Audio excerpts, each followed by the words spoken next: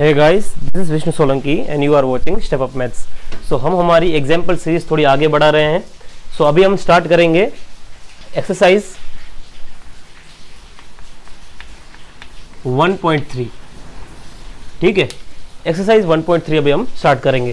तो एक्सरसाइज 1.2 एकदम सिंपल है। 1.2 में HCF और LCM के ही एग्जाम्पल्स है, तो वो मैं यहाँ पे कवर नहीं कर रहा हूँ। अगर आपको अभी भी अगर आपको कोई डिफिकल्टीज है तो आप मुझे मेरे नंबर पे आप मुझे बता सकते हो। तो एक्सरसाइज 1.3 का थोड़ा इंट्रोडक्शन यहाँ पे समझे, 1.3 में आता क्या है। तो सबसे पहले तो ये नंबर के बारे में थोड़ा समझो। यहां मैंने लिखा हुआ है, ये है इरेशनल नंबर। हम किसे इरेशनल नंबर बोल सकते हैं? तो आपको इतना समझना है कि जो भी कोई under root of prime number होता है, under root of prime number होता है, वो मोस्टली इरेशनल होता है। ये हमें यहां पे प्रूव करके दिखाना है। प्राइम नंबर कौन कौन से होते हैं? तो मैं कह सकता हूं 2, 3, 5, 7, 13, ये सब प्राइम नंबर्स हैं। अगर इन सबको मैं अंडर रूट में रख दूं, इन सबको मैं रूट में रख दूं, तो ये नंबर्स इरेशनल नंबर्स कहलाएंगे। अब आपको terminating, not terminating and recurring चीज क्या है वो मैंने आपको पहले से समझा दी थी। सो यहाँ पे ये सारे के सारे नंबर्स को हमें इरेशनल प्रूव करना है। मैं एक दो का बताऊंगा और उसमें किस तरह से उसको पूरा बनाते हैं एग्जाम्पल को वो भी बताऊंगा। उसके बाद आप अपनी तरह से सोल्व उसको कर पाओगे। So now let's start.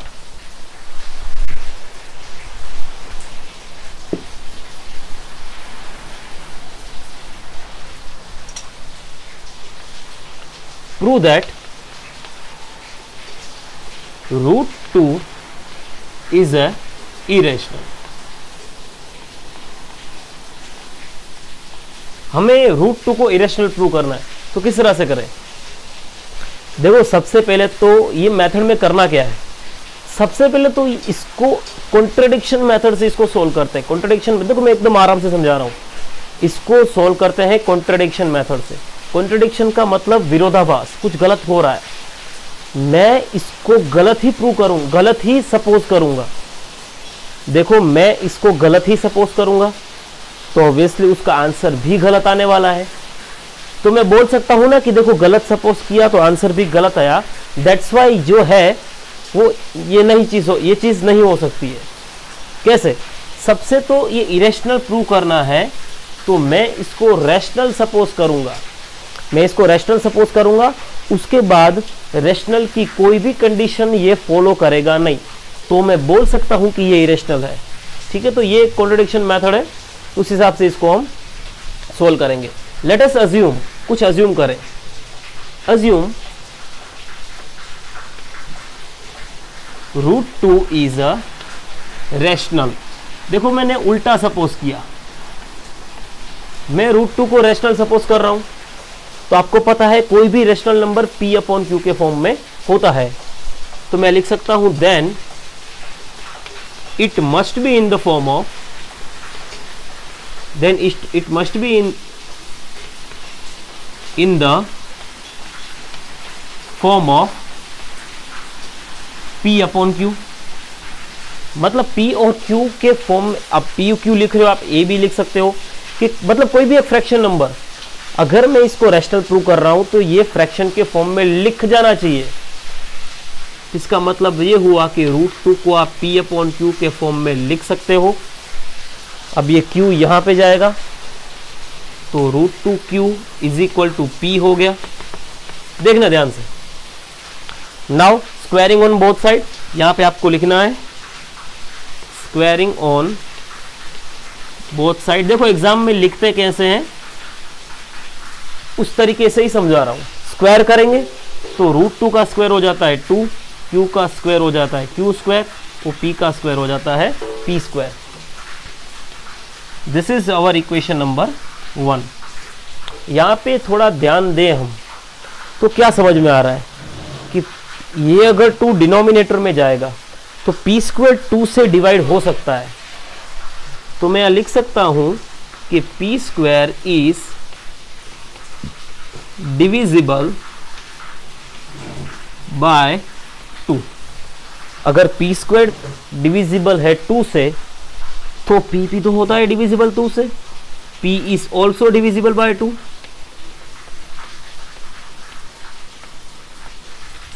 क्या समझ में आया? देखो ये करने से समझ में ये आया कि पी स्क्वायर 2 से डिविजिबल हो जाता है तो पी भी 2 से डिवाइड हो सकता है, इतना हमें समझ में आया। अब आगे क्या करना है देखो, अब आगे देखो, सबसे पहले तो ये चीज हमें आगे भी काम आने वाली है। I don't have sufficient space, तो मैं इतनी चीज को यहाँ पे थोड़ा साइड में लिख देता हूँ। क्या लिखा हुआ है मेरे पास? 2q square is equal to P square, और पी स्क्वायर और पी दोनों 2 से डिविजिबल है। चलो इतना मैंने समझ लिया।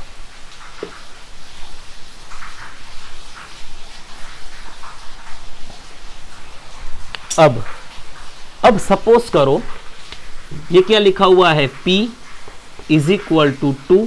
यहां पे मैं q की जगह पे और एक वेरिएबल सपोज करता हूं, सपोज वो कि वो c है। आप कुछ भी ले सकते हो, मुझे c लेना है, चलो मैं c ले लेता हूं। Again squaring on both side, तो ये हो जाएगा p स्क्वायर और ये हो जाएगा 4c स्क्वायर। देखो बीच में सेंटेंस आएगा स्क्वायरिंग ऑन बोथ साइड, वो आपको समझ लेना है, आपको लिख लेना है। तो चलो मुझे ये मिला, इसको मैं इक्वेशन नंबर 2 कहता हूं, ये हमारा इक्वेशन नंबर 1 है। थोड़ा ध्यान से देखें तो पी स्क्वायर की वैल्यू 4c स्क्वायर है, तो क्या मैं पी स्क्वायर की वैल्यू यहां पुट कर सकता हूं? तो putting the value of P square in equation number 1, क्या करें? देखो यहाँ पी स्क्वायर की जगह पे मैं पी स्क्वायर की वैल्यू पुट कर देता हूँ, 4c square is equal to 2q square. कुछ नया नहीं किया है मैंने सिर्फ पी स्क्वायर की जगह पे पी स्क्वायर की जो वैल्यू है उसको पुट कर दिया है, और उसकी another side as it is है। तो ये कट हो जाएगा 2 से, तो remaining 2c square is equal to q square. Okay, यहां आप देख सकते हो कि q स्क्वायर भी 2 से डिविजिबल है, कि q square is divisible by 2। आप देख सकते हो कि q स्क्वायर भी किससे डिविजिबल है? 2 से, तो q is also divisible by 2। समझ में आ रहा है? देखो यहां p स्क्वायर कहो या p कहो, q स्क्वायर कहो या q कहो, ये सब 2 से डिविजिबल है। But actually p and q को प्राइम है, तो भी को प्राइम होने के बावजूद भी उन दोनों में एक कॉमन फैक्टर हमें मिला, दैट इज 2। ये नहीं मिलना चाहिए। अगर इसको रैशनल सपोज किया है तो ये को प्राइम होना चाहिए, यानी कि को प्राइम मीन्स 1 के अलावा और कोई फैक्टर नहीं होने चाहिए इसके, बट नो, को प्राइम होने के बावजूद भी दोनों में एक कॉमन फैक्टर हमें मिल गया, वो है 2। तो there is a contradiction in our assumption. Contradiction in our assumptions means what? कुछ गलत अज्यूम किया है हमने। गलत अज्यूम करोगे तो आंसर भी तो गलत आएगा, जो गलत हो गया। तो लास्ट में लिखोगे there is a contradiction in our assumption। P and Q are co-prime, but they have common factor 2।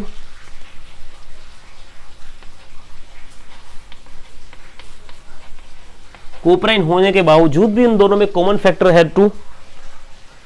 तो मतलब कि ये गलत सपोज किया है हमने, तो हम कह सकते हैं कि √2 इज इरेशनल।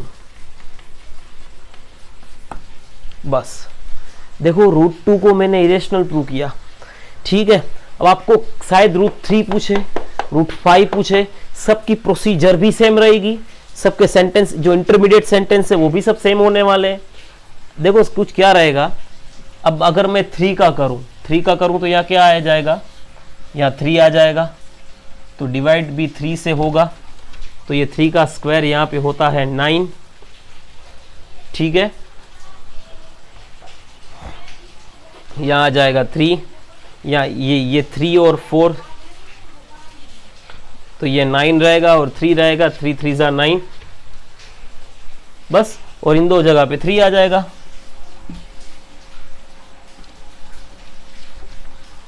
तो उन दोनों का कॉमन फैक्टर 2 नहीं रहेगा, दोनों का कॉमन फैक्टर रहेगा 3।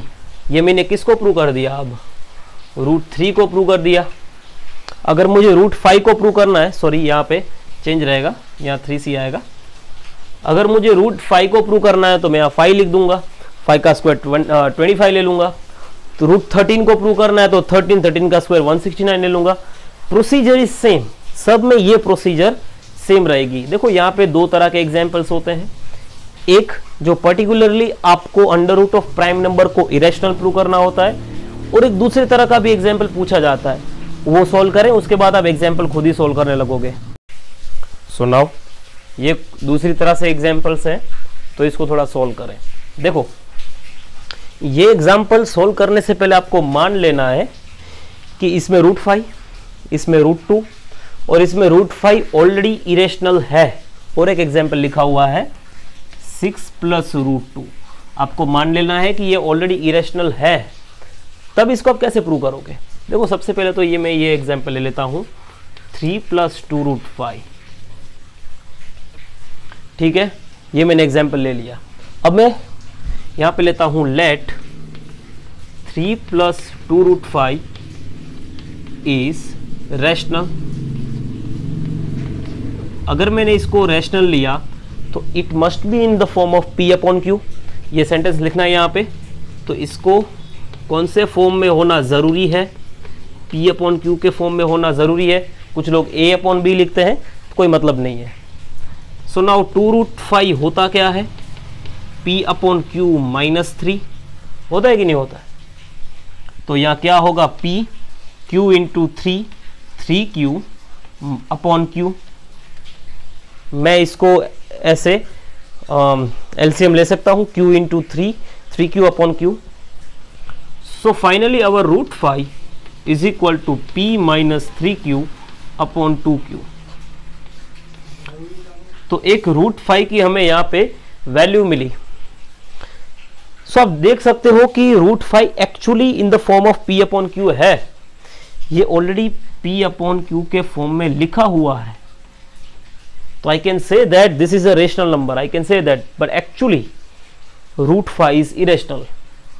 देखो यहां पे एक ऐसा सेंटेंस जनरेट करो जिसमें ऐसा लिखा हुआ हो कि the value of √5 actually in the form of P/Q, but √5 is irrational, then P - 3Q/2Q is also irrational. देखो यहाँ एग्जाम्पल सोल्व करने से पहले आपको ऑलरेडी मान लेना है कि √5 है वो इरेशनल है। आपको सेपरेटली √5 को इरेशनल करके नहीं दिखाना है, आपको मान लेना है कि √5 इरेशनल है। You know that under root of any prime number is irrational number. But now इसको सोल्व करो तो ये P/Q के फॉर्म में आ रहा है, ये रेशनल है, तो ये भी रेशनल होना चाहिए, बट ये तो इरेशनल है, तो ये भी इरेशनल ऑटोमेटिकली हो जाएगा। ऐसे अज्यूम करके आपको एक सेंटेंस यहाँ पे बनाना होता है। तो देखो ये जैसे मैंने सोल्व किया, सिमिलरली ये प्रॉब्लम भी वैसे सोल्व होता है और ये भी वैसे सोल्व होता है। देखो ये सारे के सारे जो प्रॉब्लम्स हैं वो आपकी एक्सरसाइज के ही हैं, तो उसको कोई सेपरेटली मैंने कैलकुलेट नहीं किया है, जैसे आपको समझा दे रहा हूँ। जैसे कि सेकेंड एग्जाम्पल मैं ले रहा हूँ, ये 7/√5, 7 × √5। अगर इसको मैं P/Q के फॉर्म में लिख दूँ तो √5 होता क्या है, P/7Q। ओके, सेंटेंस फॉर्मेशन पहले लिखे हुए थे वही सेंटेंस यहाँ पे रिपीट होने वाले हैं। तो 6 + √2 में क्या आएगा कि 6 + √2, उसको हम सपोज करेंगे, suppose it is a rational, तो it must be in the form of P/Q। So now √2 is equal to P/Q -6। Now we have to take LCM। So P - 6Q/Q and our all sentence it been repeated। सारे वे सारी चीजें इसमें repeat हो जाती है। But one more thing, 1/√2, 1/√2 है वो completely √2 का उल्टा है। जैसे कि 1/√2 है तो हमें इसको इरेशनल प्रूव करना है, तो suppose it is a rational, then it must be in the form of P upon Q। देखो सेंटेंस सेम ही रहता है, तो इसको मैं अगर P अपॉन Q के फॉर्म में लिख लूं, तो अगर हम क्रॉस करें तो Q1 ज़ा Q is equal to √2P हो जाता है। देखो मैंने क्रॉस मल्टीप्लाई किया है, ठीक है। Now squaring on both side, तो क्या होगा, Q square is equal to 2P square. तो I can say that Q square is divisible by 2, तो Q is also divisible by 2। अब आगे क्या करोगे, Q is equal to 2C suppose करोगे। देखो वो एग्जाम्पल से कंप्लीटली उल्टा है, यहां पे एक वेरिएबल सपोज करना होता है, जो मैंने कर लिया। Again squaring on both side, तो Q square is equal to 4C square, ठीक है। अब Q स्क्वायर की वैल्यू क्या है, 2P स्क्वायर, यहां पे डाल दूं मैं 2P square is equal to 4C square, ये कैंसिल करेगा तो आंसर आएगा P square is equal to 2C square. इसके ऊपर से पता चल रहा है कि P square is divisible by 2 and P is also divisible by 2। तो P एंड Q दोनों ऐसे हैं जिसमें कॉमन फैक्टर है 2। तो I can say that there is a contradiction in our assumption, P and Q both are co-prime but there is a common factor 2, तो we can say that कि 1 upon √2 is a irrational number, ठीक है, ऐसे बोल सकते हैं हम। तो ये इरेशनल प्रूव करने वाले एग्जांपल्स ऐसे ही सोल्व होते हैं, ठीक है। और एक एग्जांपल ले यहाँ पे, और एक तरह का यहाँ पे एग्जांपल आ जाता है। चलो देखें, एक नंबर है वो नेचुरल नंबर है, इसमें भी एक नेचुरल नंबर है, इसमें भी एक नेचुरल नंबर है।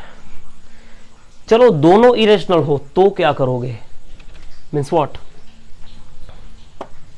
अगर आपके पास ऐसा कुछ आ गया कि √5 प्लस √2, इसको आपको इरेशनल प्रूव करना है, कैसे करोगे। तो देखो कुछ ऐसा आता है, तो इसको आप सपोज करोगे A बाई बी के। देखो मैं A बाई बी लिख रहा हूं, आप P अपॉन Q लिखो, ये कोई मैटर नहीं करता, ये कोई बड़ी प्रॉब्लम नहीं है, ठीक है, लिख लिया। अब A बाई बी, अब किसी भी एक नंबर को मैं यहां रखूंगा, किसी भी एक नंबर को मैं यहां रखूंगा, तो ऑब्वियसली दूसरा नंबर है वो राइट हैंड साइड जाएगा और नेगेटिव हो जाएगा। तो बनेगा क्या, A minus √2B upon B, ऐसा कुछ बनेगा। अब हम स्क्वायरिंग ऑन बोथ साइड ले लेते हैं, squaring on both side means दोनों तरफ स्क्वायर करते हैं, तो ये हो जाएगा 5। अब देखो इसका अगर हम स्क्वायर लें तो ये सोल्व होता है A minus B the whole square से, तो A square minus 2AB plus B square, ऐसे कुछ सोल्व होता है। क्या हुआ देखो, A square minus 2AB plus B square. अब ये B स्क्वायर को मैं यहां लेके जाता हूं, 5B square is equal to A square minus, अब ये क्या हुआ देखो 2√2 है, 2√2AB प्लस 2B स्क्वायर, ठीक है, इतना हुआ, ये इसके साथ मल्टीप्लाई हुआ है।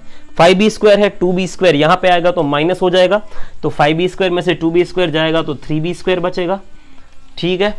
मुझे इसको अकेला करना है, इसको मुझे अकेला करना है, कैसे करूं, 5B स्क्वायर में से 2B स्क्वायर जाएगा तो 3B स्क्वायर आएगा, तो रिमेनिंग क्या बचा, A स्क्वायर माइनस 2√2AB। हाँ, कैसे भी करके मुझे √2 को अकेला करना है, एकदम सिंपल है, ये जो माइनस है वो यहाँ पे आएगा तो प्लस हो जाएगा। तो सबसे पहले तो यहाँ A स्क्वायर लिखा हुआ है, 3B स्क्वायर वहाँ पे जाएगा तो माइनस हो जाएगा, और ये वाला पार्ट ऑलरेडी यहाँ पे आ रहा है इक्वल टू के, तो प्लस हो जाएगा। तो यहाँ पे सिर्फ √2 रखूंगा मैं, और यहाँ पे 2 और AB है वो चला जाएगा डिनोमिनेटर में।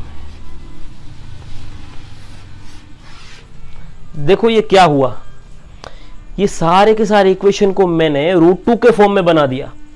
अब वही सेंटेंस रिपीट करोगे क्या, कि जो एक आंसर है वो P अपॉन Q के फॉर्म में है, मतलब एक रैशनल के फॉर्म में है, तो √2 भी तो रैशनल होना चाहिए, but as we know √2 is a irrational number, तो ये भी इरेशनल नंबर होता है। इस तरह का एक सेंटेंस आपको यहाँ पे बनाना होता है। तो ये इरेशनल वाले एग्जाम्पल्स कैसे बनते हैं, क्या क्या स्टेटमेंट्स उसमें लगाते हैं, ये सब आज हमने डिस्कस कर लिया है। सो प्लीज़ उस तरह से लिखना कि आपके मार्क्स ना कटें और रेगुलर रहो। अब नेक्स्ट एग्जाम्पल सीरीज यानी कि एक्सरसाइज 1.4 में 1-2 दिन में आ जाएगी। उसके बाद चैप्टर कंप्लीट हो जाएगा। Thank you and have a good day.